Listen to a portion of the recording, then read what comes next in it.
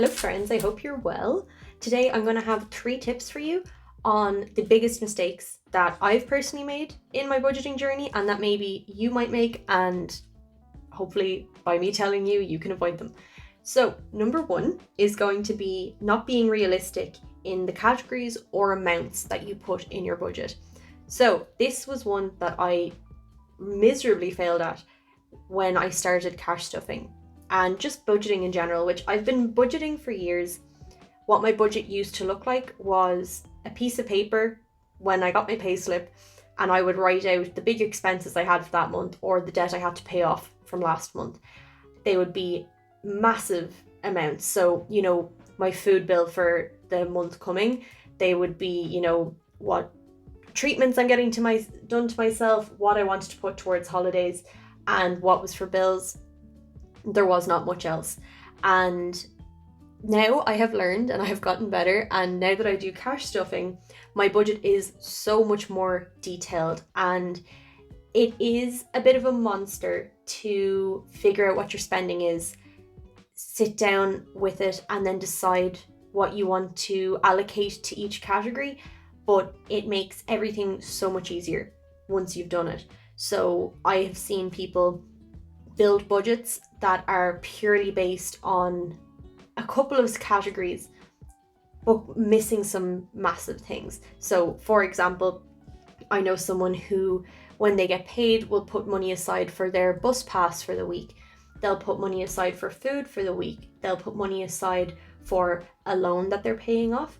And then they put a little bit of money aside for emergencies. And that's it.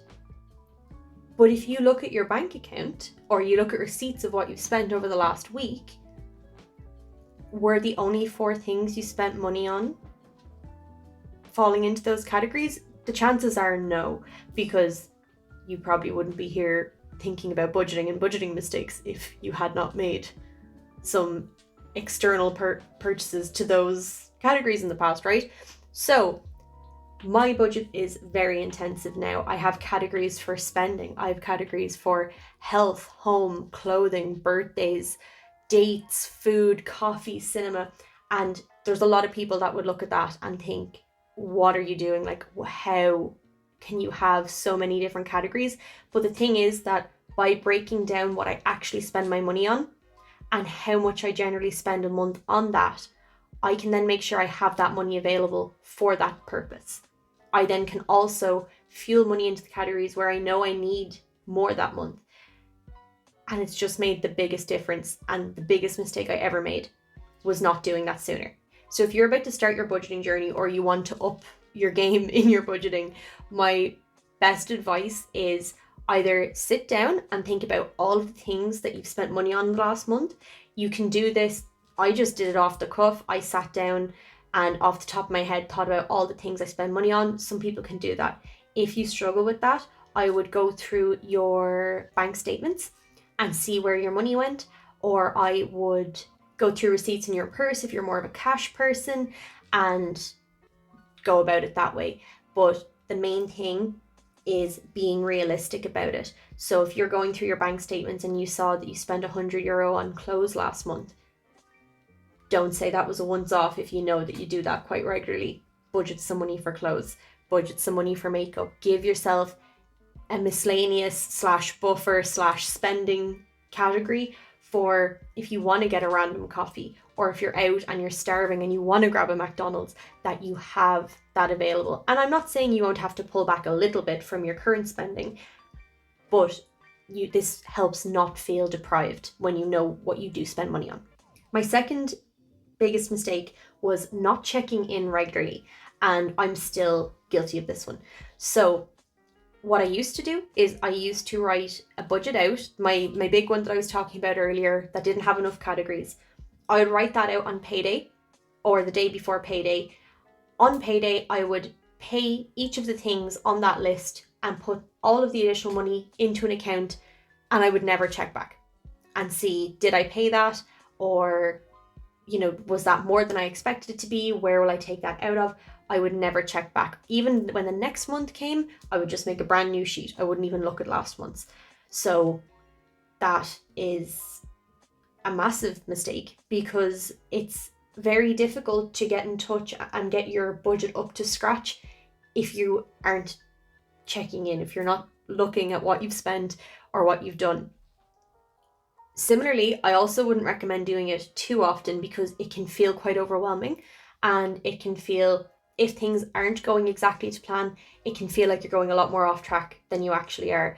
I personally feel that a monthly check-in is okay for me, maybe a check-in every 2 weeks, but with cash stuffing, I'm just so much more in touch with the money I'm spending. And I have to be honest, this might be a little bit easier for me because I just love doing my budget, and so checking in isn't a big deal for me. I probably am doing it realistically once a week, just mini check-ins where I have a look at my monthly budget, see have I paid things off, have I overspent in some areas. I don't track spending yet.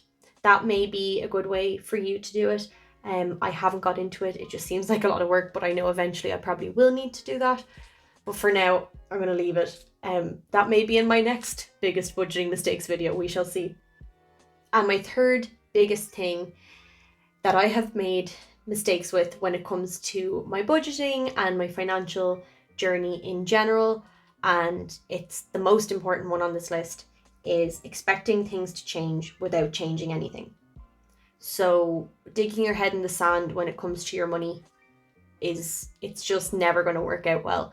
You need to know what's coming in, you need to know what's going out, and you need to know what you're spending on. And it doesn't have to be much more complicated than that. But realistically, if you keep your head in the sand your whole life, you can never improve on where you are now. And I did this for so long. For so long, I thought that if I just kept doing well in work, if I got promotions, if I got raises, eventually my lifestyle would meet the same level of my income.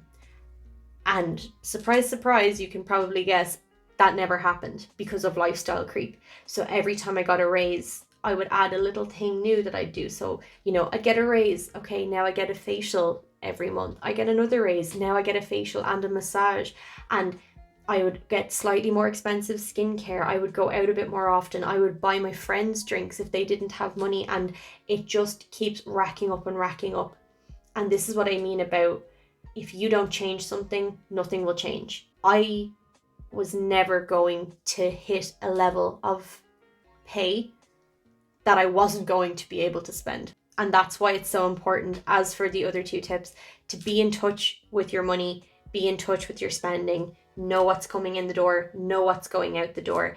And if it's a case that you identify a problem, change something. Is there somewhere that you can pull back a little bit?